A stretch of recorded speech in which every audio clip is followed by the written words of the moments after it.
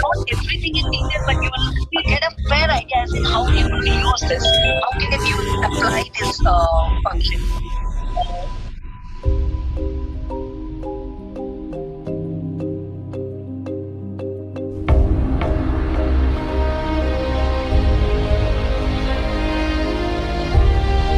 If you think that you want to then we're going to look at how the charts and graphs can be used. We will take this the advanced version of sorting and filtering, but we will definitely do this as a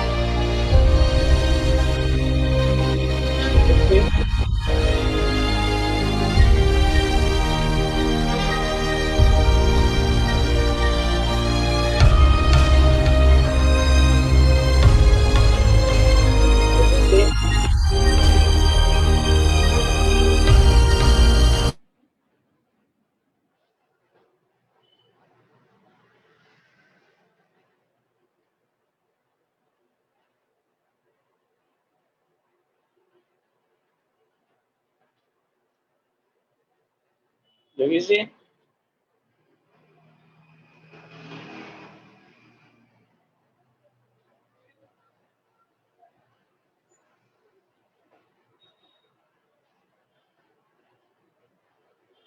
sir start करते हैं। हाँ sir, चलिए start. Yogesh ji जी sir hear me? Start. या let's start. Okay fine. नमस्कार, वंदे मातरम। साथियों, मैं राकेश दत्त अखिल भारतीय तेरापंथ युवक परिषद से आप सभी के बीच आनंद की नगरी में तेरापंथ टास्क फोर्स के 16वें मिशन एम्पावरमेंट के जन जागृति अभियान हेतु उपस्थित हुआ। आज का मिशन एम्पावरमेंट हम जैन हाउस ट्यूटोरियल कलकत्ता शहर में करने जा रहे हैं। प्राकृतिक आपदाओं और मेडिकल इमरजेंसियों में मेडिकल फर्स्ट रेस्पॉन्डर के रूप में हम सब स्वयं की या दूसरों की मदद कर सकते हैं। अखिल भारतीय तेरापंथ युवक परिषद के माननीय आयाम में से तेरापंथ टास्क फोर्स द्वारा स्कूल और कॉलेज में वर्चुअल मिशन एम्पावरमेंट का कार्यक्रम नियमित रूप से कर जन जन को जागृत कर रहे हैं।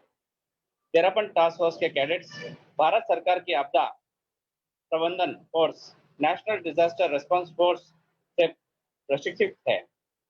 तेरापंथ टास्क फोर्स के बारे में और अधिक जानने के लिए मैं निवेदन करना चाहूंगा मेरे साथी योगेश जी से एक इंट्रोडक्टिव वीडियो के लिए। Yogesh ji, please play the introductory video.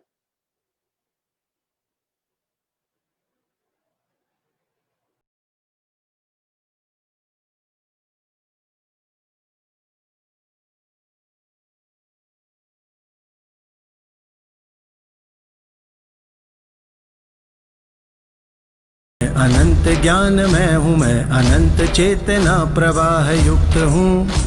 युवा हूँ मैं तो जोश है, सजग हूँ मैं तो होश है, हवाओं की तरह सदा मैं मुक्त हूँ। रगों में संग भक्ति है, गुरु पदानुरक्ति है, मैं तेरा पंथ फौज का सिपाही हूँ। फंसे जो आपदाओं में कि दर्द हो फिजाओं में, तुरंत उनको कष्ट से मैं त्राहि दूँ। लबों पे मुस्कुराहटे खिला सकूं रवायतें, मिशन के वास्ते सजग सदा ही हूँ। फर्ज की घड़ी भी है ये जंग जिंदगी की है, जरूरतें जहाँ भी हो मैं वक्त दूं। है मेरा राष्ट्र धर्म ये सिखाया धर्म संघ ने, निभा रहा हूँ क्योंकि मैं सशक्त हूँ। टास्क फोर्स तो यूँ देखें तो युवक परिषद संस्था ये टास्क फोर्स है, अपने आप पूरी संस्था टास्क फोर्स है। क्योंकि अवस्था का भी एक काम करने की अवस्था होती है, जवानी की अवस्था। इस अवस्था में आदमी बढ़िया काम करे, क्योंकि शक्ति है हमारी शक्ति विध्वंस के लिए नहीं, हमारी शक्ति निर्माण के लिए। मैं विघ्न हर मिटा सकूं, मैं खौफ हर हटा सकूं, मैं अंधकार में दिए की रोशनी। एक आंसू पहुँच दूं, किसी के घाव भर सकूं, खुशी के धन को प्राप्त करके मैं धनी। समय का एक युद्ध है, सजग रहे वो बुद्ध है, विवेक संग हो तो साधना यही। मौत के पलों में मैं हूँ जिंदगी की आश सा, सुदीर्घ रात्रि बाद में प्रभात हूँ। जहाँ भी हो जरूरतें पुकार लेना तुम मुझे, मैं TTF सदस्य बन के साथ हूँ। अनंत शक्ति मैं हूँ मैं, अनंत ज्ञान मैं हूँ मैं, अनंत चेतना प्रवाह युक्त हूँ। युवा हूँ मैं तो जोश है, सजग हूँ मैं तो होश है, हवाओं की तरह सदा मैं मुक्त हूँ। धन्यवाद योगेश जी। आज हमारे बीच एक ऐसे व्यक्तित्व हैं जो सरज सरल मधुर वाणी के धनी अखिल भारतीय तेरापंथ युवक परिषद के राष्ट्रीय सह मंत्री श्री अभिषेक जी पोखन्ना को आमंत्रित करना चाहूंगा, वे हम सभी के मार्गदर्शन करें। श्री अभिषेक जी पोखन्ना।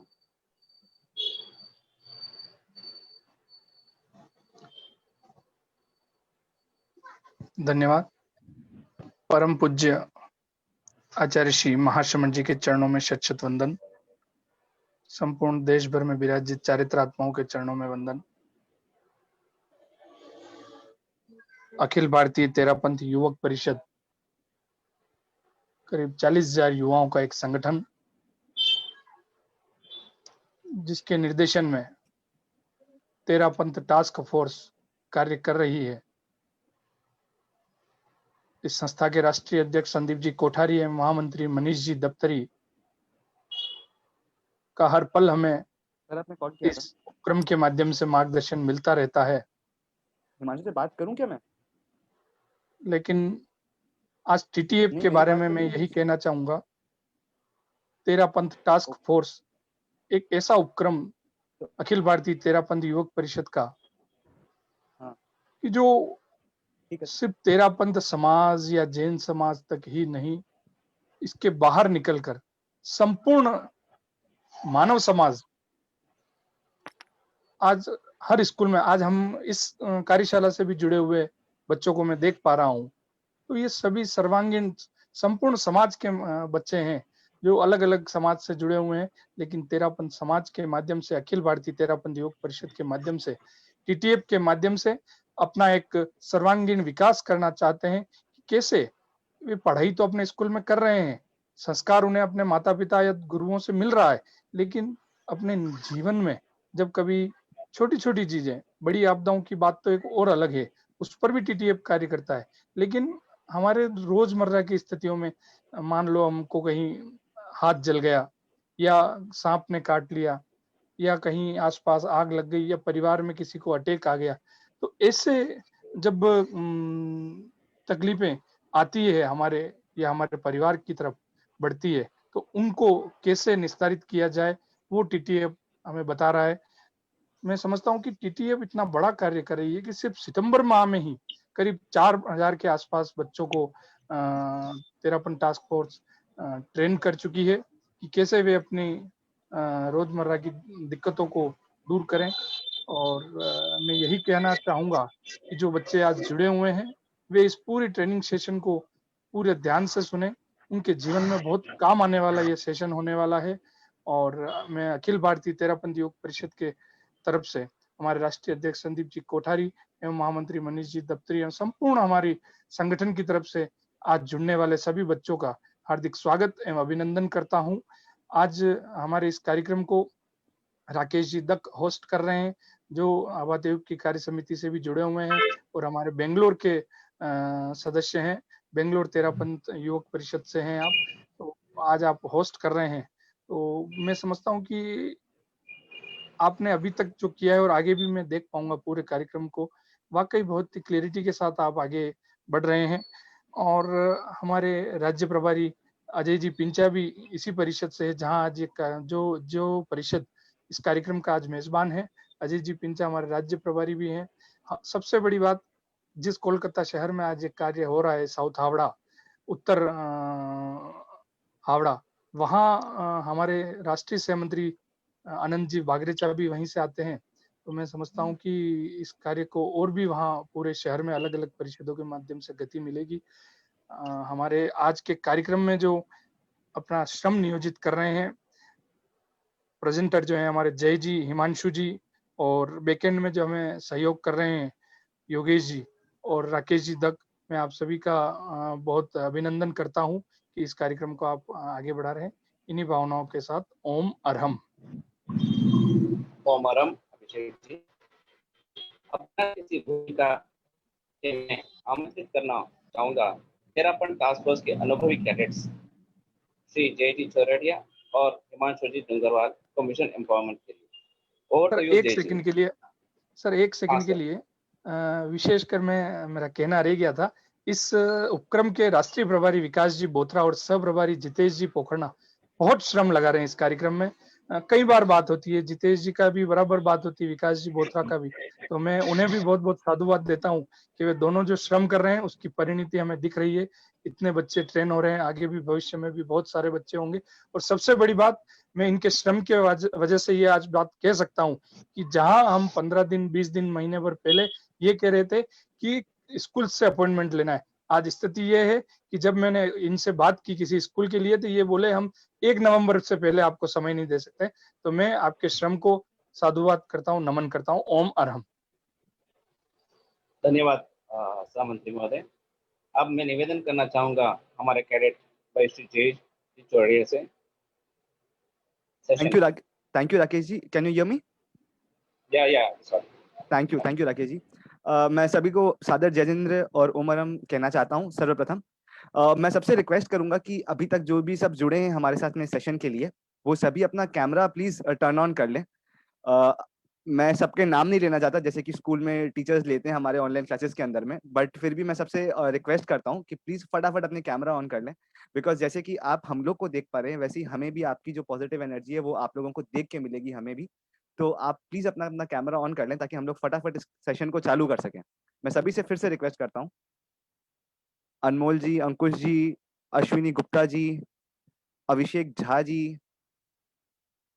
चिराग जी अग्रवाल, सभी से वापस रिक्वेस्ट है, कौशल जी कोचर, ईशान अग्रवाल, सभी से again requesting, please turn on your cameras and have a look at our session today. चलिए, तो सबसे पहले मैं बात करता हूं आप सभी से, जिसके बारे में आपको राकेश जी डक ने बताया कि हम लोग एज अ MFR काम करते हैं।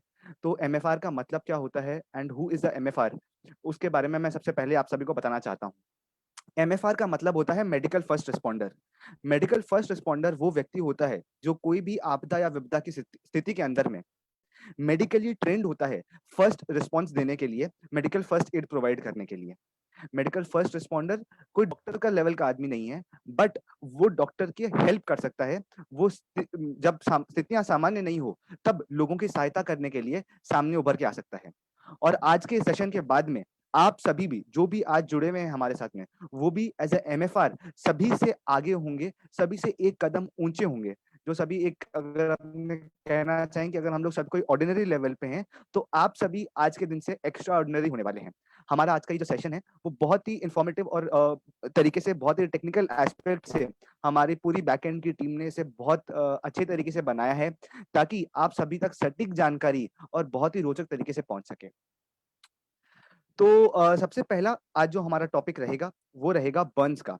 और बर्न्स यानी बहुत ही कॉमन चीज है जो सभी के घरों में होती है। हम कभी लैबोरेटरीज वगैरह में काम करते हैं तो भी हमें केमिकल बर्न्स हो जाते हैं, कभी इलेक्ट्रिक का शॉक लग जाता है तो भी हमें बर्न्स की समस्या उत्पन्न हो जाती है। तो ये जो समस्या है हमारी बर्न्स की, वो हम किस प्रकार से टैकल कर सकते हैं और उसे हमें क्या करना चाहिए, क्या नहीं करना चाहिए, उसकी जानकारी आज मैं आप सभी को देने वाला हूं। तो सबसे पहले आपके स्क्रीन पे एक पोल आ रहा है जिसको आप सभी को as a fastest finger first answer करना है। इसके अंदर में 3 ऑप्शंस हैं और आपको उनमें से करेक्ट आंसर को चूज करना है। और the question is here, what should be applied to the affected area in case of burns. आपको बर्न्स के केस में क्या लगाना चाहिए? सबसे पहला है आइस, दूसरा है कोल्ड वाटर यानी कि फ्रिज का पानी, and third is cool running water यानी जो टैप वाटर होता है उसका। तो इन सभी में से जो सही आंसर है वो आप सभी को चूज करना है और मैं इसका आपको सही आंसर और उसी के साथ साथ में आपको इसका जो जिन्होंने गलत आंसर देंगे उन सभी को भी मैं आज जो इसका सही आंसर है वो भी आपको लॉजिक के साथ में बताऊंगा। सभी से रिक्वेस्ट है प्लीज फटाफट भरें। काफी तेजी से रिस्पॉन्स आते हुए हमारे पास में।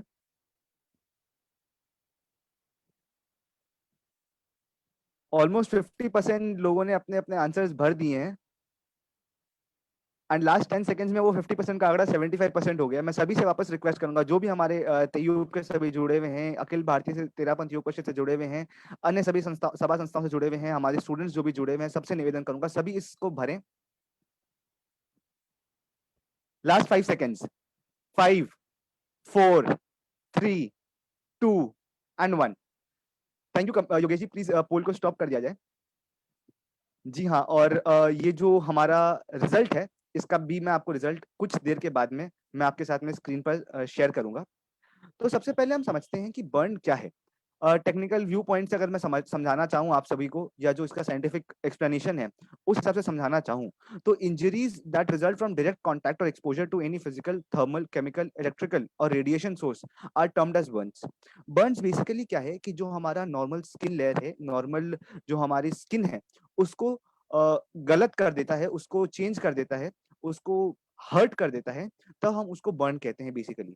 कोई भी ऐसी चीज जिसकी गर्मी के वजह से हमारे स्किन के अंदर में डिफॉर्मिटी पैदा हो जाए, हमारी स्किन की जो कंटिन्यूटी है उसमें वो डिसकंटिन्यूअस हो जाए, तो हम उसे बर्न्स की संज्ञा देते हैं। बर्न्स बहुत अलग अलग प्रकार के होते हैं, हम आज सभी के बारे में डिस्कशन करेंगे। उससे पहले मैं आपको बताता हूँ कुछ फैक्ट्स बर्न्स के बारे में, जो कि इंडिया के अंदर के ये फैक्ट्स हैं। Annually, there are around 70 lakh cases of burn prevalent in India. And also, there are around 10 lakh people who are moderately or severely burnt. उसके साथ ही जो चौंकाने वाला आंकड़ा है इनमें से वो ये है कि प्रतिवर्ष 1.5 लाख लोग लगभग बर्न्स के कारण में मरते हैं। उसी के साथ में अगर मैं बात करूं कि किस एज ग्रुप के अंदर में बर्न्स की जो समस्या है वो बहुत ज्यादा कॉमन है, तो वो हमारे लाइफ के सबसे प्रोडक्टिव एज ग्रुप जो है हमारा, यानी 15 से 35 ईयर्स का जो एज ग्रुप है हमारा, उसमें सबसे ज्यादा प्रेवलेंट होती है ये बर्न्स की समस्या। तो उस एज ग्रुप के अंदर में 70% ऑफ द केसेस जो इंडिया के अंदर में होते हैं उनको होते देखा गया है। मतलब लगभग 50 लाख केसेस प्रतिवर्ष इस जो आयु गैप है, इस जो एज गैप है 15 से 35 इयर्स का, उसमें 50 लाख केस सालाना होते हैं। और जिसके अंदर में से भी majority out of 50 lakh cases of 15 to 35 years in India, उनमें से भी मेजॉरिटी केसेस जो होते हैं वो विमेन एंड चिल्ड्रन में होते हैं। Men are not that much susceptible to burns due to various reasons, but female and children both get severely affected, and the majority of them affected by the burns. So today I will go ahead and talk to you about the basic understanding of the skin, because अगर हम skin के understanding को हम समझ पाएंगे तो हम आपको आगे burns को किस तरीके से treat करना है, किस तरीके से classify करना है, वो भी मैं आपको समझा पाऊंगा। ये आप सभी ने जो भी आज हमारे जैन ट्यूटोरियल के यहाँ से हमारे साथ में जुड़े हुए हैं, उन सभी ने अपनी अपनी बायोलॉजी क्लासेस के अंदर में जब तक जिन्होंने पढ़ा है साइंस, क्लास 8 तक पढ़ा है, क्लास 10 तक पढ़ा है, जो अभी भी पढ़ रहे हैं, जो जिन्होंने जिन्होंने साइंस पढ़ा है, उन सभी ने ये जो basic understanding of the skin है, ये बहुत ही basic understanding of the skin है। जो हमारी सबसे ऊपर वाली लेयर होती है जिसको हम टच कर सकते हैं उसे हम स्किन कहते हैं, और इसे ही हम स्किन को जो अपने साइंटिफिक लैंग्वेज में बात करें तो उसे एपिडर्मिस कहा जाता है। उसके नीचे का जो लेवल होता है, स्किन से जस्ट नीचे का जो लेवल होता है, जहाँ पे हमारे स्वेट ग्लैंड्स होते हैं, जहाँ पे हमारी जो स्किन हेयर है उसके रूट्स होते हैं, उसे डर्मिस का लेवल कहा जाता है। और उसके नीचे होता है हमारा हाइपोडर्मिस का लेवल। हाइपोडर्मिस लेवल को अगर हम दो और चीजों में क्लासिफाई करना चाहें तो पहला होता है सबकटेनियस फैट टिश्यूज, एंड उसके नीचे होता है हमारे मसल्स। तो इस जो रीजन है, उस रीजन के अंदर में हमारी जो आर्टरीज, जो वेन्स, जो नर्व्स है, वो हमारी इस एरिया से गुजरती है, हाइपोडर्मिस एरिया से गुजरती है। तो हमें ये चीज समझना आवश्यक इसलिए था ताकि हम बर्न्स को अच्छी तरीके से क्लासिफाई कर सकें। तो अब अगर हम क्लासिफाई करना चाहें बर्न्स को, तो जैसे कि आप देख सकते हैं सबसे पहली जो पिक्चर है उसके अंदर में फर्स्ट डिग्री बर्न कहा गया है। तो फर्स्ट डिग्री बर्न के अंदर बेसिकली होता क्या है, जो हमारी एपिडर्मिस की जो लेयर है, जो हमारी ऊपर की स्किन की जो लेयर है, उसमें डिफॉर्मिटी हो जाती है, वो जल जाती है। वो जल जाती है यानी वहां पे वो लाल हो जाती है, वो काली पड़ जाती है, या वो नीली पड़ जाती है अलग अलग केसेस के अंदर में। जब वो खाली हमारे स्किन तक सीमित हो, जब हम उसे देख सकते हैं, तो उसे हम फर्स्ट डिग्री बर्न की संज्ञा देते हैं। उसी के साथ में जब बर्न बहुत सिवियर होता है तो वो सेकंड डिग्री तक भी पहुंच सकता है। सेकंड डिग्री बर्न का मतलब हमारे जो यहाँ पे हमारा एपिडर्मिस का जो लेवल था, डर्मिस का जो लेवल था, सॉरी, डर्मिस का जो लेवल था, वहां तक हमारा वो हीट पहुंच गया है और हमारे बॉडी को अफेक्ट कर रहा है। उसके बाद में जब बर्न बहुत ही ज्यादा सिवियर होता है, या जिस चीज से हमें बर्न हो रहा है उस चीज से हम बहुत ज्यादा टाइम तक कांटेक्ट में हैं, तो हमारे वो जो गर्माहट है वो हमारे हाइपोडर्मिस लेवल तक पहुंच जाती है। हाइपोडर्मिस लेवल तक पहुंचना का मतलब होता है कि वो हमारे जो आर्टरीज, नर्व्स और वेन्स है, जो हमारे मसल्स हैं, वहां तक पहुंच के हमारे बोन तक पहुंचने वाली होती है। वो जो पूरा रीजन होता है उसे हम हाइपोडर्मिस कहते हैं। ये बहुत ही सिवियर कंडीशन है, और इस बर्न्स को ठीक होने के अंदर में कितना भी समय लग सकता है। बाकी दोनों को तो फिर मैं क्लासीफाई करके बता सकता हूँ कि फर्स्ट डिग्री बर्न है तो आपके 5 से 7 दिन में लगभग ठीक हो जाएगा। सेकंड डिग्री बर्न है तो आप पकड़ लीजिए लगभग 10 से 20 दिन के अंदर में ठीक हो जाएगा। बट थर्ड डिग्री बर्न बहुत सिवियर होता है। सेकंड डिग्री बर्न भी कभी कभी सिवियर हो सकता है, but third degree burn is a very severe level of burn again. तो इसके बाद में मैं अगर आपको बताना चाहूँ कि अगर आप समझना चाहें कि first degree burn, second degree burn और थर्ड डिग्री बर्न को आप पहचानेंगे कैसे, तो फर्स्ट डिग्री बर्न के अंदर बेसिकली होता क्या है, जो हमारी स्किन की लेयर है, जैसे कि आप राइट हैंड साइड में फोटो में देख सकते हैं कि वो जो बच्चा है उसके जो गाल की एरिया है वहां पे उसे फर्स्ट डिग्री बर्न हुआ था, और उसकी जो स्किन की जो लेयर है वो रेड हो गई है, वो जल गई है। उसके बाद में आता है second degree burn. Second degree burn का मतलब क्या होता है कि हमारे जो डर्मिस लेवल है उस लेवल तक पहुंच गया है हमारा बर्न। उस लेवल पे जब बर्न पहुंच जाता है तो हमारे ब्लिस्टर्स हो जाते हैं, हमारे स्किन के ऊपर में फफोले जिसे हम हिंदी में कहते हैं वो पड़ के आ जाते हैं।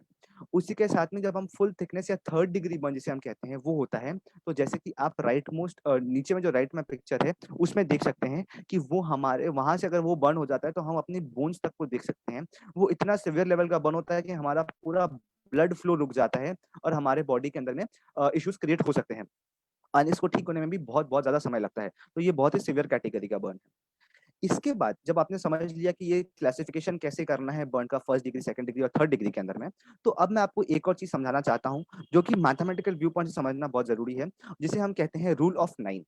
रूल ऑफ 9 का मतलब ये होता है कि हमारे बॉडी को जो हमारे प्रोफेशनल्स हैं, मेडिकल प्रोफेशनल्स हैं, उन्होंने अलग अलग लेवल में ये यूनिवर्सल चीज है actually.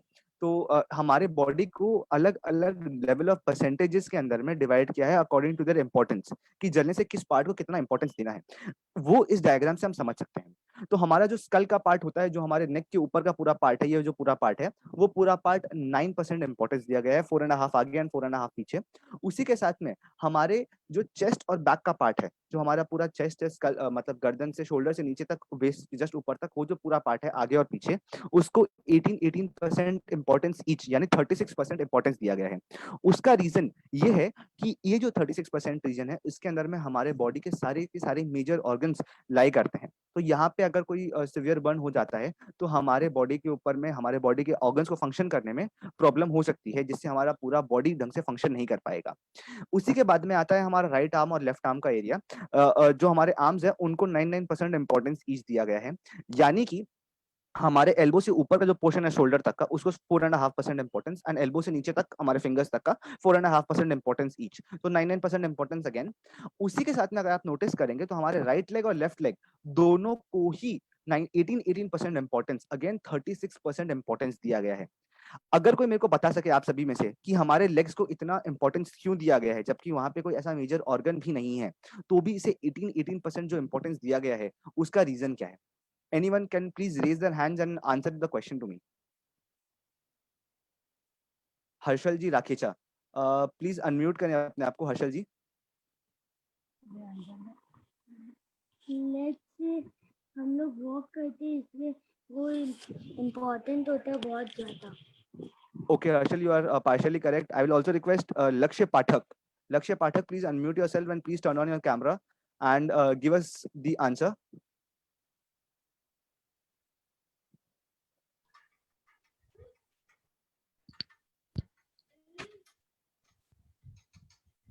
Hello, Lakshya. Hello. Can you hear me? Yeah. What is the reason behind giving so much of importance to our legs in case of burns? Because there is the largest bone present in our leg. Okay, that is also partially correct, Laksh. Thank you for the answers, Harshal and Laksh both. I will tell you the main reason is that the major amount of blood, the most amount of blood in our body lies in our thigh region. The maximum amount of blood in our body lies in the thigh region. So if we get a burn in that area, सबसे बड़ा problem क्या होगा हमारे साथ में कि वहां से जो ब्लड सप्लाई हमारे पूरे बॉडी का वो हैम्पर हो सकता है। इसीलिए हमारे लेग्स को 18% यानी 36% इंपॉर्टेंस दिया गया है। इसी के साथ हमारा जो ग्रोइन एरिया है उसे 1% इंपॉर्टेंस दिया गया है। अब अगर हम बच्चे के बारे में बात करना चाहें, बच्चे यानी कि एज ऑफ 7 एंड बिलो, उनके बारे में बात करना चाहें, तो उनकी बॉडी का जो परसेंटेजेस है वो डिफरेंट है। उनका हेड जो है वो अभी भी ग्रो कर रहा है, बढ़ रहा है, तो उसका हेड का इंपॉर्टेंस बहुत ज्यादा है, 18% इंपॉर्टेंस है। उसी के साथ में उनका चेस्ट और बैक का जो एरिया है उनका भी 18% इंपॉर्टेंस यानी कि 36% इंपॉर्टेंस होता है उनका। उनके भी आर्म्स को अडल्ट्स के आर्म के जैसे 99% इंपॉर्टेंस दिया गया है, बट उनके लेग्स को 13.5% इंपॉर्टेंस दिया गया है। उसी के साथ में उनके ग्रोइन एरिया को भी 1% इंपॉर्टेंस मिलता है। तो ये जो पूरा रूल ऑफ 9 था, उससे हम असर्टेन कर सकते हैं, हम जब आगे बढ़ेंगे तो उससे हम असर्टेन कर सकते हैं कि हमें किस तरीके से मैट्रिक्स फॉर्म करना है, जिससे हम किसी को मेडिकल इमरजेंसी प्रोफेशनल टीम को बता सकें कि सर इनको इस डिग्री का बर्न इतने परसेंटेज तक का हुआ है। आप वो इस मैट्रिक्स से समझ सकते हैं। मैं वापस सभी से रिक्वेस्ट करूंगा कि अपने कैमरास टर्न ऑन करें और मेरे साथ में जुड़े हुए रहें इस सेशन के अंदर में और आंसर्स करते रहें मुझे, ताकि मैं आपको समझा सकूं सभी चीज अच्छी तरीके से। तो जैसे कि आप इस मैट्रिक्स में समझ सकते हैं, जब हमें फर्स्ट डिग्री बर्न होता है तो anything less than 50% is considered to be a minor burn and anything greater than 50% is considered to be moderate burn. उसी के साथ में जब सेकंड डिग्री बर्न होता है किसी को, यानी कि उनके जो डर्मिस लेवल है वहां तक वो हीट पहुंच गया है, वहां तक उनका स्किन रप्चर हो गया है, तो क्या होता है उसे सेकंड डिग्री बर्न कहते हैं हम। उस केस के अंदर में 2 to 15% is considered to be a minor burn, 15 to 30% is a moderate burn, and anything greater than 30% is called a critical burn. And again for the third degree burn अगर हम बात करें, तो थर्ड डिग्री बर्न जैसे कि मैंने आपको पहले ही बताया था बहुत सिवियर लेवल है, तो थर्ड डिग्री बर्न के अंदर में anything less than 2% is considered to be minor burn, 2 to 10% is moderate burn, and anything greater than 10% is known as the critical burn. तो अभी आपने ये जो चीजें समझी है, उससे आप क्या कर सकते हैं कि जब भी आप किसी को कहीं पे किसी को आग लगी है या हमें बहुत सिवियरली बर्न हो गया है, तो हमें किसी डॉक्टर को फोन करना है, हमें फायर ब्रिगेड को फोन करना है, या हमें एम्बुलेंस को फोन करना है, तो हम उनको फोन करके सीधा बोल सकते हैं कि सर इनको सेकंड डिग्री का बर्न से सपोज 30% तक का हो गया है, तो आप तुरंत उस तरीके उस इक्विपमेंट्स को लेके आ जाइए। तो वो क्या होगा कि जब वो हमारे पास पहुंच रहे होंगे, तो वो उस हिसाब से इक्विपमेंट्स अपने साथ में लेके आ पाएंगे, ताकि वो अच्छे तरीके से मेडिकल फर्स्ट एड उनको प्रोवाइड कर सके।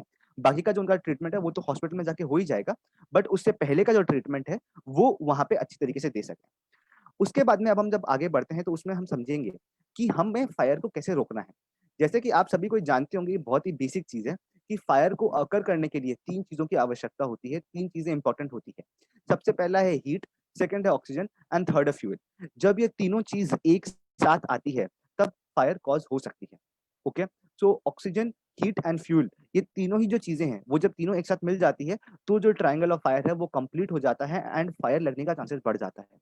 तो हमें सबसे पहले क्या करने का कोशिश करना चाहिए, हमें सबसे पहले कोशिश करना चाहिए कि हम इस ट्रायंगल को तोड़ सकें।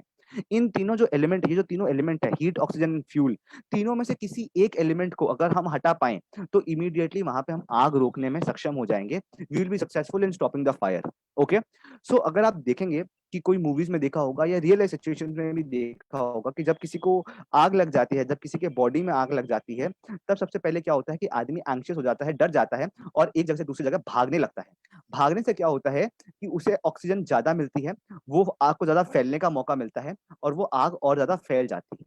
तो हमें करना क्या है इस केस के अंदर में, हमें बहुत ही सिंपल टेक्निक का अप्लाई करेंगे। उसको हम कहते हैं स्टॉप, ड्रॉप एंड रोल। हमें भागना दौड़ना नहीं है, हमें इमीडिएटली एक जगह पे रुक जाना है, जमीन पर लेटना है, और जमीन पर लेट कर हमें रोल करना है। Stop, drop and roll. इससे क्या होगा कि जो ऑक्सीजन का सप्लाई है वो भी कम हो जाएगा, बॉडी में जो हीट लग रही है, वो जो आइटम है जो हमारे कपड़े पहने हुए हैं उसमें जो हीट लग रही है वो भी कम हो जाएगी, और जब हम रोल करेंगे तो वो जो ऑक्सीजन सप्लाई थी उसकी वो भी कम हो जाएगी, और उसके साथ साथ में हीट जो बढ़ रही थी हमारे बॉडी के ऊपर में वो भी कम हो जाएगी, वो उसको भी ठंडक मिलेगी। तो ये ट्रायंगल ऑफ फायर के जो तीनों एलिमेंट है वो तीनों ऑटोमेटिकली शांत हो जाएंगे। अब हम आते हैं हमारे नेक्स्ट स्लाइड के ऊपर में, जिसमें मैं आपको बताऊंगा कि हमें क्या करना चाहिए और हमें क्या नहीं करना चाहिए। ओके, तो हमें सबसे पहले क्या करना है, जब किसी को बर्न हो जाता है, तो कोई भी एक्सेसरी जो है उस बर्न के एरिया के अंदर में हमें सबसे पहले वो हटाना है। से सपोज हमारे रिस्ट के एरिया में बर्न हुआ है, तो हमारे वॉचेस, ब्रेसलेट्स या कुछ भी और चीज पहना हुआ है, धागा है, मोली है, कुछ भी पहना हुआ है हमारे, तो हमें सबसे पहले वो चीज हटानी है, क्योंकि वो चीज सबसे पहले गर्म हो जाती है। गर्म होने की वजह से वो हमारे स्किन को और ज्यादा सिवियर लेवल का बर्न कॉज कर सकती है। अगर नहीं भी करी तो वो हमें इरिटेशन देगी, क्योंकि वो पार्ट हमारा ऑलरेडी जल गया है, तो वो अगर गर्म हो जाएगी तो वो हमें और इरिटेशन दे सकती है। इसके बाद में मैं रिक्वेस्ट करता हूँ अपने योगेश जी से कि एक बार वो प्लीज अपना पोल्स का जो ये है वो शेयर करें स्क्रीन के ऊपर में। जी हाँ, ये हमारा था कि जिसके अंदर में 29% लोगों ने कहा था कि हमें आइस लगाना चाहिए, 16% लोगों ने कहा था कि हमें फ्रिज का पानी यानी कोल्ड वाटर लगाना चाहिए, एंड 56% लोगों ने कहा था कि हमें कूल रनिंग वाटर जाना चाहिए। जी हाँ, यहाँ पे मेजोरिटी बिल्कुल बिल्कुल सही है कि हमें कूल रनिंग वाटर पे जाना है। हमें ना ही आइस का यूज करना है, और ना ही हमें कोल्ड वाटर यानी फ्रिज का पानी का यूज करना है। हमें यूज क्या करना है, हमें यूज करना है तो सिर्फ यूज करना है कूल रनिंग वाटर, यानी जो हमारे नल में जो पानी आ रहा है उसका इस्तेमाल करना है। हमें उसके लिए क्या करना है, बेसिकली जो पार्ट जल गया है उसको नल के नीचे 20 मिनट तक हमारे उस बॉडी पार्ट को रख देना है, और कुछ नहीं करना। से सपोज हमारे हाथ में लग गया है, या चेस्ट में लग गया है, या लेग्स में बर्न हो गया है, कहीं पे भी हो गया हो बर्न, हमें सिर्फ टैप वाटर के नीचे 20 मिनट्स तक लगातार टैप को ऑन करके हमें उस पार्ट को उसके नीचे रख देना है। उसके साथ ही जब हमने 20 मिनट तक उस पार्ट को वहां पे उस पार्ट को वाटर के नीचे रख दिया है, और हमने एम्बुलेंस को फोन कर दिया है या मेडिकल सर्विसेज को फोन कर दिया है, तो हमें क्या करना है, हमें एक सूखे साफ कपड़े से, एक सूखे और साफ कपड़े से उस जगह को ड्राई ड्रेसिंग करनी है। हमें और कुछ भी नहीं करना, हमें कोई लोशन नहीं लगाना, हमें कुछ भी नहीं करना, हमें सिर्फ एक ड्राई ड्रेसिंग करनी है उस जगह की। और हमें ये ध्यान रखना है कि हम उस जगह में आइस का उपयोग बिल्कुल नहीं करें। कोई मेरे को बता सकता है कि हमें आइस का उपयोग क्यों नहीं करना चाहिए बर्न्स के केस के अंदर में, जो कि हमें बहुत बचपन से सिखाया जाता है कि हमें आइस का उपयोग कर लेते हैं हम लोग बर्न्स के टाइम पे, तो हमें आइस का उपयोग क्यों नहीं करना चाहिए? Why shouldn't we use ice in case of burns? Harsh ji Soni, please unmute yourself and start on your camera. Harsh ji Soni. First of all, I'd really like to apologize कि मैं अपना camera on नहीं कर सकता because I am going somewhere. But can I get the answer without switching on my camera? Sure. Hello? Yes, Harsh, please continue. Please give your answer. Harsh, can you hear me? Hello? Yes, Harsh, can you hear me? Please give your answer. कि हमें ice का उपयोग क्यों नहीं करना चाहिए? The reason is हम लोग का जब बर्न हो चुका है तो हम लोग का ब्लड फ्लो हो सकता है, और अगर हम लोग ब्लड वेन्स के ऊपर आइस यूज करेंगे तो ब्लड क्लॉट हो सकता है उस एरिया में. Okay, that was something partially correct. जागृति जी दुधोड़िया, yes, please answer. आप प्लीज आंसर करें इसका कि हमें आइस का उपयोग क्यों नहीं करना चाहिए? It can damage the other tissue of our skin. Yes, that was a technical answer which I was looking forward to. She is exactly right, everyone. जब हमें बर्न होता है तो उस जो हमारा वो जो बॉडी पार्ट है, वो जो स्किन का पार्ट है, उसमें ऑलरेडी टेम्परेचर बहुत राइज हो गया है. तो अगर हम उसके ऊपर में इमीडिएटली आइस जैसी कोई आइटम लगा देते हैं जिसका टेम्परेचर बेसिकली 0 डिग्री होता है, तो हमारे जो स्किन टिश्यूज हैं वो रप्चर हो सकते हैं, वो सिवियरली डैमेज हो सकते हैं, और वो ऐसे भी हो सकते हैं जो वापस कभी जीवन में रिवाइव ही ना हो पाए. तो हमें कभी आइस का उपयोग इसीलिए नहीं करना चाहिए. हमें हमेशा कूल रनिंग वाटर का इस्तेमाल करना चाहिए. ये जब हमने समझ लिया तो अब मैं आगे बढ़ता हूँ आपके साथ में कि हमें क्या क्या चीज की तरफ और ध्यान रखना है. हम कोई भी बर्न की इंजरी को छोटा नहीं समझे. हमें जब भी बर्न होता है हम इमीडिएटली डॉक्टर को रेफर करें और डॉक्टर से समझें कि हमें क्या यूज करना है, क्या यूज नहीं करना. उसके साथ में जैसे मैंने आपको बताया कि हमें आइस या कोल्ड वाटर, आइस और फ्रिज के पानी का दोनों का ही इस्तेमाल नहीं करना है. उसके बाद में भी जैसे कि मैंने आपको बताया था कि सेकंड डिग्री बर्न्स के अंदर में कभी कभी ब्लिस्टर्स ऊपर के आ जाते हैं, फफोले हो जाते हैं हमारे स्किन के ऊपर में. तो हमें उन ब्लिस्टर्स को छेड़ना या फोड़ना नहीं है बिल्कुल भी. बिल्कुल, क्योंकि वो अगर हम उनको छेड़ने जाएंगे या फोड़ने जाएंगे तो उससे हमारे जो स्किन के टिश्यूज हैं वो वापस फिर से डैमेज हो सकते हैं. इसके अलावा हमें कोई भी बटर ऑइंटमेंट या कोई भी स्प्रे अप्लाई नहीं करना है apart from aloe vera gel and silver nitrate gel. इसके अलावा कोई भी जेल, कोई भी ऑइंटमेंट हम बर्न्स के केस में अप्लाई नहीं करें. हम सिर्फ यही 2 ऑइंटमेंट्स जो कि मैंने आपको बताया, aloe vera gel because it is universally accepted as a cooling agent, and also silver nitrate gel which is most effective in case of burns. हम खाली इन 2 का इस्तेमाल विदाउट डॉक्टर के प्रेस्क्रिप्शन के कर सकते हैं. अगर वो भी इमरजेंसी नहीं हो तो हम ना करें. और उसके अलावा जो मैंने आपको बताया था कि अगर आपने 20 मिनट तक अपने उस पार्ट को पानी के नीचे रख दिया है, हमने ड्राई ड्रेसिंग की है, तो हमें उस ड्राई ड्रेसिंग को खोलना नहीं है जब तक हम किसी प्रोफेशनल के पास में पहुंच नहीं जाते. हमें तब तक उस चीज को खोलना नहीं है. हमें उसको एज इट इज रहने देना है. जो भी डॉक्टर होंगे, जो भी मेडिकल टीम होगी, वो अपने आप उसे खोल के अपने आप देख लेगी, अपने आप चेक कर लेगी. तो ये था आज का हमारा पहला टॉपिक जिसके अंदर में हमने बर्न्स के बारे में समझा. और कि अगर मैं आपको एक क्विक रिकैप देना चाहूँ अभी तक जो हमने सीखा है, एक क्विक रिव्यू देना चाहूँ, तो उसके अंदर में हमने सबसे पहले जो चीज सीखी थी कि ट्रायंगल ऑफ फायर को हमें ब्रेक करना है. उसके बाद में हमें क्या करना है कि हमें आइस का यूज नहीं करना. हमें आइस बिल्कुल भी यूज नहीं करना. हमें नॉर्मल वाटर का यूज करना है. नॉर्मल वाटर का यूज करते हुए हम आगे बढ़ेंगे. और हमें अगर कोई ब्लिस्टर्स हो जाता है तो हमें ब्लिस्टर्स को टच नहीं करना है, नहीं उन्हें फोड़ना है. और जब हमने 20 मिनट्स तक अपने हाथ को, अपने जो भी बॉडी पार्ट है जिसमें ये प्रॉब्लम हुई है, बर्न हुआ है हमारा, वो हमारा 20 मिनट्स तक हमने रनिंग वाटर के नीचे रख दिया, तो उसके बाद में हमें ड्राई ड्रेसिंग करनी है जिससे हमें अपने आप नहीं खोलना है. वो डॉक्टर्स अपने आप खोल लेंगे. ओके, सो ये था हमारा आज का पहला टॉपिक जिसके अंदर में हमने बर्न्स के बारे में बात की. अब मैं बढ़ूंगा एक बहुत ही कॉमन टॉपिक की ओर वापस, जिसको हम कहते हैं चोकिंग. चोकिंग घुटन होने की समस्या जिसे हम कहते हैं. और इसके अंदर में हम बात करेंगे जो घुटन हमें होती है जब हम कोई चीज हमारे गले में अटक जाती है, उससे जब हमें सांस आना बंद हो जाता है, तो उसे हम चोकिंग कहते हैं. सभी को कभी ना कभी अपने लाइफ के अंदर में चोकिंग की समस्या हुई होगी. नहीं हुई तो बहुत अच्छी बात है, बट मैक्सिमम जनों को चोकिंग की समस्या जो है वो होती ही है. कभी खाना खाते टाइम या कभी कोई आइटम जब वो खेल रहे होते तब वो अटक जाता है गले के अंदर में. तो बहुत सारी अलग अलग चीजों की वजह से चोकिंग हो सकती है. तो आइए मैं आपको बताता हूँ चोकिंग के बारे में. चोकिंग का मतलब बेसिकली ये होता है कि कोई भी फॉरेन ऑब्जेक्ट, कोई भी ऐसा ऑब्जेक्ट जो हमारे बॉडी का पार्ट नहीं है, वो पार्ट हमारे ट्रैकिया के अंदर में अटक जाए, वो हमारे एयरवे को ब्लॉक कर दे, तो हमें चोकिंग हो सकती है। और जैसे कि आप इन कम बाल वाले अंकल को देख सकते हैं फोटो के अंदर में, कि ये जो साइन दिखा रहे हैं, उन्हें हम यूनिवर्सल साइन ऑफ चोकिंग कहते हैं। ओके, ये है यूनिवर्सल साइन ऑफ चोकिंग। अगर किसी को चोकिंग हो रही होगी, तो वो आदमी जनरली, उनका जो बॉडी है वो इस तरीके से रिस्पॉन्ड करेगा, और उनको ये चीज करने के, जो वो अपने गले को पकड़ रखे हैं इस तरीके से, वो करने के लिए मजबूर करेगा। ओके, तो इसे हम यूनिवर्सल साइन ऑफ चोकिंग कहते हैं। बेसिकली होता क्या है चोकिंग के अंदर में, कि हमारा जो एयर है, जो हम नोज से ब्रीथ कर रहे हैं, वो ब्रीथ करके ट्रैकिया के वाया हमारे लंग्स में पहुंचता है, तो वो जो पैसेज है वो ब्लॉक हो जाता है, तो ना ही हवा अंदर जा पा रही है, और जो अंदर की जो हवा बाहर निकलनी चाहिए, जो कार्बन डाइऑक्साइड बाहर निकलनी चाहिए, वो भी नहीं हो पा रही है बेसिकली। तो हमारा जो ब्रीदिंग प्रोसेस है वो हैम्पर हो गया है चोकिंग के केस के अंदर में। ओके, अब हम समझेंगे कि हमारे क्या क्या आइटम्स है जो हमें चोकिंग को लीड कर सकते हैं। तो चोकिंग जो है वो बहुत ही कॉमन चीज है एज 7 से एज 15 के बीच में, और उसका रीजन जो बताया गया है, उसका रीजन कुछ इस प्रकार है कि बहुत सारे ऐसे छोटे-छोटे स्लिपरी फूड आइटम्स होते हैं, जैसे कि नट्स होते हैं, या और भी छोटे-छोटे, हम ग्रेप्स खाते हैं, कभी-कभी ग्रेप्स भी हमारे गले के अंदर में अटक जाते हैं, जब वो अचानक से फिसल जाते हैं हमारे गले के अंदर में, तो वो हमें चोकिंग कॉज़ कर सकते हैं। इसके अलावा छोटे-छोटे टॉयज़ जो होते हैं, जिनके साथ में आजकल बहुत सारे बच्चे खेलते हैं, और अगर बड़े याद करेंगे कि जब वो बचपन में खेला करते थे, तो वो कॉइन्स के साथ में बहुत खेला करते थे। पहले ब कॉइन्स बहुत बहुत फेमस चीज़ थी कॉइन्स उस समय। तो जो कॉइन्स के साथ में खेलते थे, तो कॉइन्स भी कभी-कभी गले में अटक जाते थे, क्योंकि कॉइन्स की साइज़ उस समय बहुत छोटी हुआ करती थी। उसी के साथ में भी आजकल जो टॉयज़ है, बड़े-बड़े टॉयज़ के अंदर में बटन बैटरीज़ का यूज़ होता है।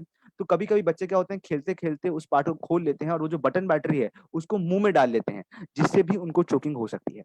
तो ये कुछ एक आइटम्स है, इनके अलावा भी बहुत सारे आइटम्स हैं जिनसे चोकिंग हो सकती है, बट ये कुछ एक आइटम है जो मेजरली जिनसे चोकिंग कॉज़ ईज़िली हो सकती है। हमें सबसे पहले क्या करना है कि जो हमारे सीनियर्स हैं, जिनको चोकिंग होती है, उनको बेसिकली चोकिंग अब बड़े होने के बाद में उनके फूड हैबिट्स की वजह से होती है। तो हमें उन्हें क्या-क्या चीज़ के लिए रिक्वेस्ट करना है, क्या-क्या चीज़ उन्हें बतानी है, उसके लिए मैं आपको आज पहले ही बता रहा हूँ कि अगर कोई सीनियर है, जो हमसे बड़े हैं ऐज के अंदर में, एडल्ट हैं, उन्हें हमें सबसे पहले रिक्वेस्ट करना है कि वो आराम से खाना खाएँ, वो 2 कुओं के बीच में अपना मुँह पूरा का पूरा क्लियर करें, बात करते-करते नहीं खाएँ। बहुत बिज़ी होते हैं आज के लाइफ़ के अंदर में, बहुत बहुत हेक्टिक शेड्यूल होता है सभी का, मीटिंग करते-करते, बात करते-करते फटाफट खाना खाते हैं, तो क्या होता है कि गले के अंदर में वो खाना अटकने का डर ज़्यादा होता है।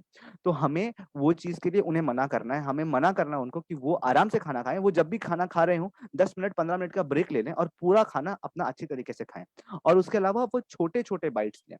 साथ ही में वो कोई भी ऐसी थिक ड्रिंक का इस्तेमाल खाना खाते टाइम नहीं करें। वो कोई लाइट ड्रिंक का इस्तेमाल कर लें, जो बहुत ही लिक्विड है, जैसे कि पानी हो गया, या कोई अपने कोल्ड ड्रिंक हो गई, वो फिर भी पी सकते हैं। बट ऐसा कोई थिक ड्रिंक होता है, हमें उसको बाइट के साथ में लेने सीनियर्स को मना करना है। ओके? तो ये सभी के लिए है, ये खाली सीनियर्स के लिए नहीं है, ये हम सभी बच्चों के लिए भी है कि हम जब खाना खा रहे हों, तब भी इन सब चीज़ों का ध्यान रखें अभी से, ताकि हमें एडल्टहुड में जाके इस चीज़ की प्रॉब्लम नहीं हो। ओके? इसके बाद मैं आता हूँ कि कुछ सिम्पटम्स क्या हैं चोकिंग के। तो जब आपको चोकिंग हो रही है, जब किसी आदमी को चोकिंग हो रही है, या आपको चोकिंग हो रही है, तो आपको कैसे समझ में आएगा कि चोकिंग हो रही है? अगर कोई आदमी यूनिवर्सल साइन ऑफ चोकिंग नहीं दिखाए, तो उनके साथ में और क्या-क्या हो सकता है? बेसिकली उन्हें कफिंग बहुत ज़्यादा होगी, उन्हें खाँसी बहुत ज़ोर-ज़ोर से आएगी। इसके अलावा उनकी जो आवाज़ है, वो बहुत सॉफ्ट और वीक हो जाएगी। उनकी आवाज़, उनकी नॉर्मल वॉइस है, वो उस तरीके से नहीं निकलेगी। उन्हें ब्रीथिंग करने में बहुत प्रॉब्लम होगी, और उनके मुँह से जो सलाइवा है, वो कंटीन्यूअसली ड्रूलिंग हो रहा होगा। वो ड्रूल कर रहा होगा उनके mouth से continuously. I will request Lakshya Pathak to please concentrate on the session and not be on his phone. Thank you, Lakshya. So continuing again, कि हम लोग के मुँह से अभी भी ये एक्सेसिव सलाइवा या ड्रूलिंग हो रही होती है, तो हमें ये समझना चाहिए कि हमें इस चीज़ की प्रॉब्लम हो रही है, हमें चोकिंग हो रही है।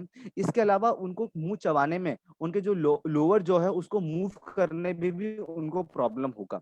उसके साथ ही हमारा जो फूड है, जो अगर हमारे मुँह में था कोई कारण से, वो हमारे पूरे थ्रोट एरिया में चिपकने का डर भी रहेगा। तो ये कुछ एक सिम्पटम्स हैं हमारे चोकिंग के, और इससे आप समझ सकते हो कि किसी व्यक्ति को चोकिंग हो रही है। ओके? तो अब सबसे पहले हम समझेंगे कि अगर कोई एडल्ट है और एडल्ट को चोकिंग हो रही है, तो हम एडल्ट को चोकिंग से किस तरीके से बचाएँ? मैं रिक्वेस्ट करूँगा योगेश जी से कि प्लीज़ हमें जो डेमो है, जैसे कि आमिर खान ने करीना कपूर को थ्री इडियट्स में डेमो दे के समझाया था, आज भी हम हमारे सभी स्टूडेंट्स को सभी चीज़ का डेमो दे के समझाएँगे कि उन्हें क्या करना चाहिए in case of adults.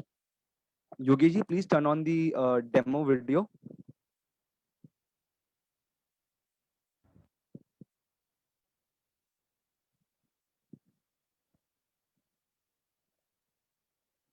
Yes, so here we are.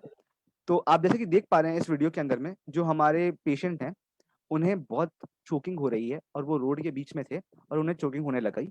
तो क्या होता है कि हमारे जो कैडेट्स हैं वो वहां से गुजर रहे थे, तो उन्होंने उन्हें देखा और उन्होंने समझ में आ गया कि उन्हें जो है चोकिंग हो रही है उस पेशेंट को। तो उन्होंने सबसे पहले उनके पास गए, उनसे पूछा कि क्या आप ठीक है कि नहीं है, और उन्होंने बोला कि वो ठीक नहीं है। तो उनसे परमिशन ली कि सर मैं आपकी सहायता करना चाहता हूँ, मैं आपकी हेल्प करना चाहता हूँ। ओके, तो सबसे पहले हमें क्या करना है, सबसे पहले हमें 5 बैक ब्लोज देने हैं। 5 बैक ब्लोज का प्रोसीजर क्या होगा कि हम एक अच्छी पोजीशन बनाए, हम एक स्ट्रॉन्ग पोजीशन बनाए। उसके बाद में उनके गले के आसपास जो दोनों हाथ लगे हुए थे वो दोनों हाथों को टाइटली छुड़ाएं। वो पेशेंट छोड़ना नहीं चाहेगा बट फिर भी हमें कोशिश करनी है उसे इमीडिएटली छुड़ाने की। उसके बाद में 5 बार इस तरीके से थपकी दें उन्हें आगे की तरफ, पीठ से आगे की तरफ उन्हें रब करना है ताकि उनके गले में जो भी चीज अटकी हुई है वो निकल जाए। अगर वो बहुत इजीली निकल सकती है तो वो इन 5 बैक ब्लोज के अंदर में निकल जाएगी। जब उन्हें कोई रिलीफ नहीं मिली इस बैक ब्लोज के बाद में, जैसे कि देख पा रहे हैं इस केस के अंदर में कि हमारे पेशेंट को अभी तक कोई रिलीफ नहीं मिली है, तो हमें क्या करना है, अब्डोमिनल थ्रस्ट या कि जो मैं टेक्निकली टर्म में बात करूं हेमलिक मनूवर अप्लाई करना है। हेमलिक मनूवर अप्लाई कैसे करते हैं, अब्डोमिनल थ्रस्ट कैसे अप्लाई करते हैं, जो पेशेंट के दोनों पांव हैं उनके बीच में अपना प्रोमिनेंट लेग कुछ इस प्रकार से रखेंगे। उसके बाद में हम क्या करेंगे, हमारे एक फिस्ट का पोजीशन बनाएंगे। फिस्ट का पोजीशन किस प्रकार से बनाएंगे, हमारा हाथ कुछ इस प्रकार होता है, तो हम अंगूठे को अंदर बंद करेंगे और चारों उंगलियां उसके ऊपर। ओके, इस तरीके से फिस्ट बनाएंगे। और ये जो जॉइंट का पार्ट है, ये जो थंब जॉइंट है, उसको आदमी के, उसको पेशेंट के जाइफॉइड प्रोसेस पे यूज करना है। हमें जाइफॉइड प्रोसेस के ऊपर में किस तरीके से यूज करेंगे वो आपको दिखाऊंगा। ओके, सो हमें सबसे पहले पेशेंट को आगे की तरफ लीन करना है। और जाइफॉइड प्रोसेस होता कहाँ है, बेसिकली जो हमारा रिब के जहाँ पे बाइफरकेट होता है उससे 2 फिंगर्स नीचे, उससे जस्ट 2 उंगली नीचे हमारा जाइफॉइड प्रोसेस होता है। ओके, तो हमें वहां पे क्या करना है, हमारे हाथ को जो हमने बनाया था, हमारे फिस्ट को जो हमने बनाया था, उसको इस प्रकार से बंद करना है। और ये जो थंब जॉइंट का पार्ट है उसको उस पॉइंट पे, उसको जाइफॉइड प्रोसेस के ऊपर में पेशेंट को आगे की तरफ लीन करते हुए अंदर की तरफ जोर से दबाना है और ऊपर प्लग करना है। अंदर दबा के ऊपर प्लग करना है, जैसे कि हम बॉटल ओपनर्स को बेसिकली यूज करते हैं कि ऊपर लगा के ऊपर प्लग करते हैं, वैसे ही हमें इसको अंदर दबा के और ऊपर की तरफ प्लग करना है। उससे क्या होगा कि गले के अंदर में ये जो एग्जैक्ट पॉइंट है जाइफॉइड प्रोसेस का, वो आपके ट्रैकिया से डायरेक्टली लिंक्ड है, आपके फूड पाइप से डायरेक्टली लिंक्ड है। तो उससे क्या होगा, वहां पे प्रेशर पड़ेगा तो आपके गले में कोई भी चीज अटकी हुई है वो इमीडिएटली निकल जाएगी और हमारे पेशेंट भी अब बेटर महसूस कर रहे हैं, रिलीफ महसूस कर रहे हैं। तो ये था हमारा प्रोसीजर, जहां के अंदर में हमने आपको बताया कि अडल्ट के केस में हमें क्या करना है। अब मैं आपको बताऊंगा कि अगर कोई किड है, अगर कोई बच्चे हैं, छोटे इन्फेंट्स हैं, उनके साथ में ये समस्या अगर हो जाए, क्योंकि वो बहुत मूव करते हैं, मूव करते करते खाना वगैरह खाते हैं, तो उन्हें भी इस चीज की समस्या हो सकती है। तो हमें इन्फेंट्स के केस में क्या करना है वो भी हम समझेंगे अभी। Yogi ji, please turn on the video for kids and infants.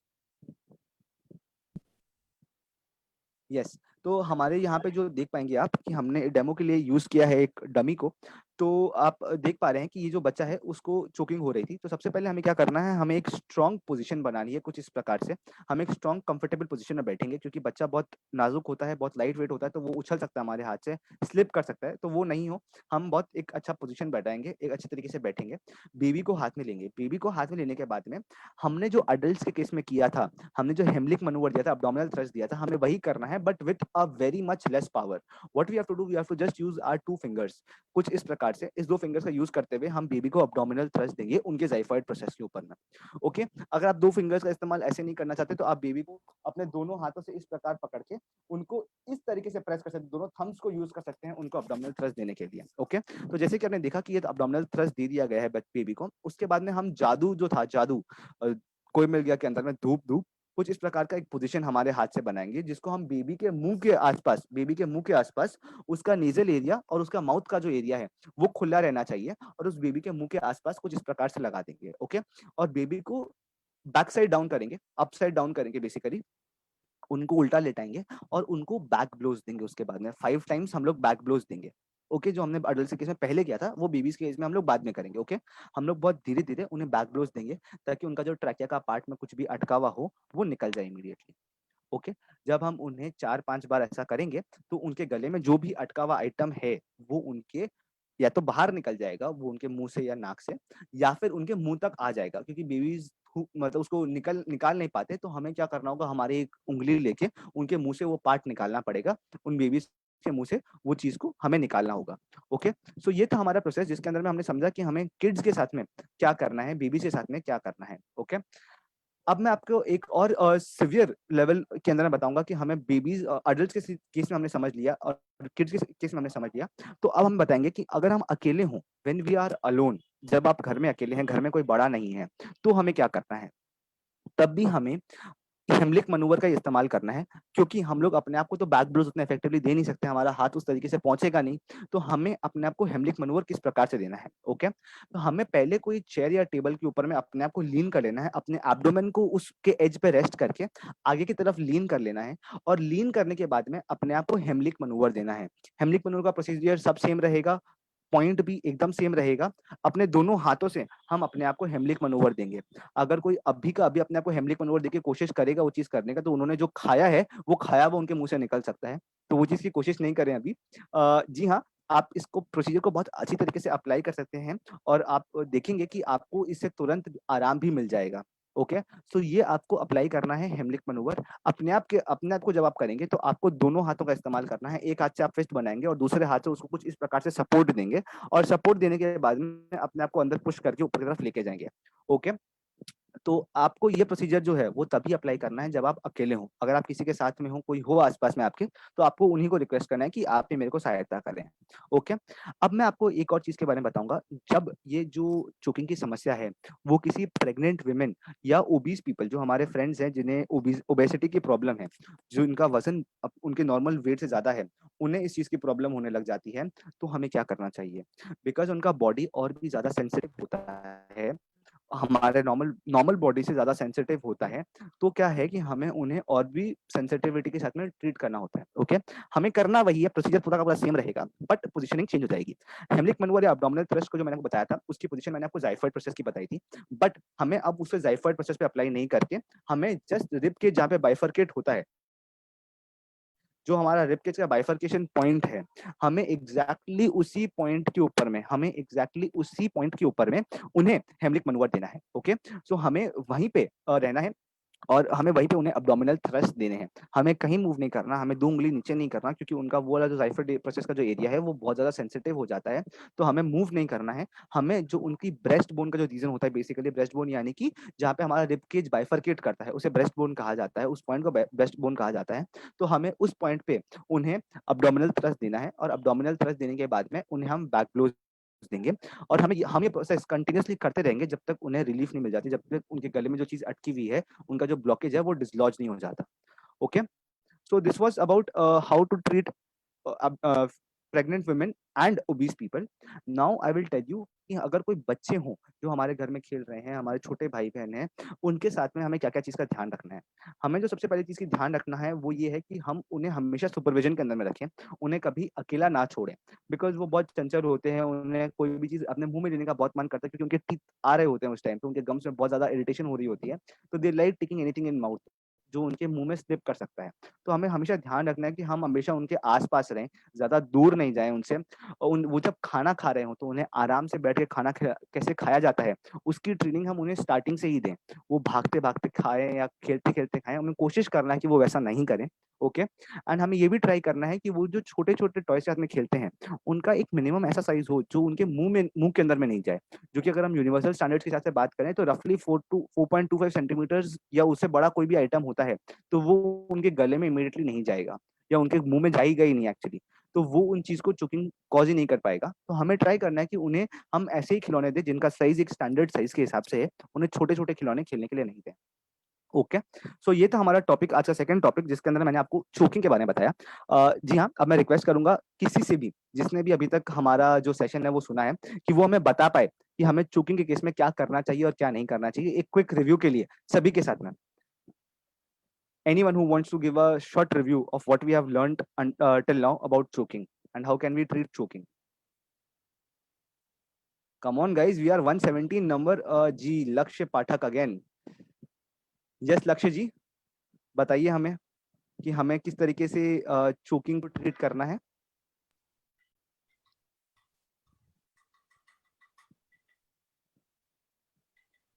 Hello लक्ष्य, can you hear me? You have muted yourself, Laksh. Unmute yourself.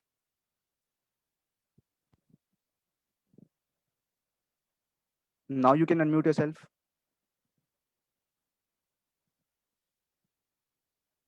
Okay. Mr. Jay Kumar Bed, I guess.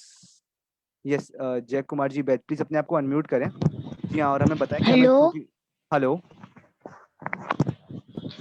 Hello hello जय, can you hear me? Yes. तो हमें please बताइए कि हमें choking के case में क्या करना चाहिए और क्या चीज का ध्यान रखना चाहिए। अगर जब हमें चोकिंग होता है तो हमें सबसे पहले अगर हम किसी के साथ हैं तो हमें उसको बोलना चाहिए कि वो हमें उससे रिक्वेस्ट करना चाहिए कि वो हमारी मदद करे चोकिंग के समय। चोकिंग जब होता है तो हमें एक तो टाइट पोस्चर बना के मतलब पहले पीठ पे 5 बार मारना चाहिए ताकि जो गले में अटका हुआ है वो मतलब थोड़ा बाहर आ जाए, वरना शरीर मतलब पेट में चला जाए। ओके जय, यू आर पार्शली राइट। वो पेट में नहीं जाना चाहिए। वो जो भी आइटम जो हमारे गले में अटका हुआ है, हमें ट्राई करना है कि वो हमारे गले से निकल ही जाए। Okay, thank you for the answer. It was nice that you are listening to us properly. जी हाँ, बिल्कुल जैसे कि जय ने बताया, मैं आपके लिए सभी के लिए एक बार फटाफट एक रिकैप दे रहा हूँ इस चीज़ का। हमें बेसिकली करना ये है कि हमें जो बैक ब्लोज है, वो पीठ में जो थपथपाना है, वो इसीलिए थपथपाना है कि ताकि उनके गले में कोई भी चीज़ अटकी हुई है वो बाहर निकल जाए।